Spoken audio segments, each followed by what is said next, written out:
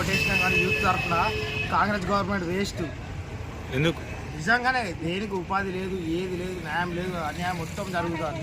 ఆ మేడం కొండ సురేఖ మేడాన్ని ఎమ్మెల్యే అయితే ఇప్పుడు మంత్రి అయి కూర్చున్నా కానీ ఏం చెప్తాను? మాకు ఉపాధి లేదు, మాకు తిన్నమాట తిండి లేదు, ఏది లేదు. ఎందుకు సార్ అది వేస్ట్గా గవర్నమెంట్?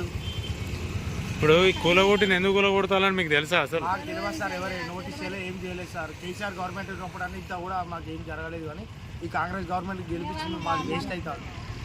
ప్రపంచ సుందరి మనలు ఇట్లకెళ్ళి పోతాలాడ, అందుకే మీ దేశత్తాలు ప్రపంచ సుందరమాలు పోతే వాళ్ళకి మాకేం సార్ సంబంధం? వాళ్ళు ఎక్కడి నుంచో అవుట్ ఆఫ్ కంట్రీ నుంచి వచ్చింది, ఇక్కడ ఉన్న వాళ్ళకి దిక్కులేదా సార్?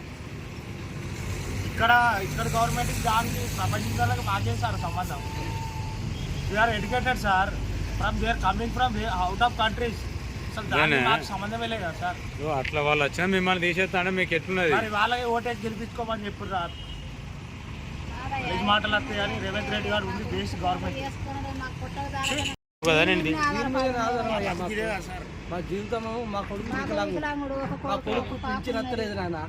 మాకు ఒక పాప, మాకు తినరిక తిండికి చాలా ఇబ్బంది ఉంది. కారు ఎక్కడ కష్టం చేద్దామని సాధన అవుతుంది, ఏదో దీని మీద బతుకుదామని పెట్టుకున్నాను నాయన. ఈ 10 రోజులు మా వాళ్ళు బాగలేక ఎంజేవులు ఉన్నాం సార్. ఎంజేవులు ఉంటే ఇక వచ్చేటప్పటికి గుడిసంతా కూడా వీకిండు ఎత్తేసి ఆ గుడ్డ తీసి దీని మీద ఎత్తే మాకు ఇప్పుడు కష్టం అవుతుంది తీసుకొని.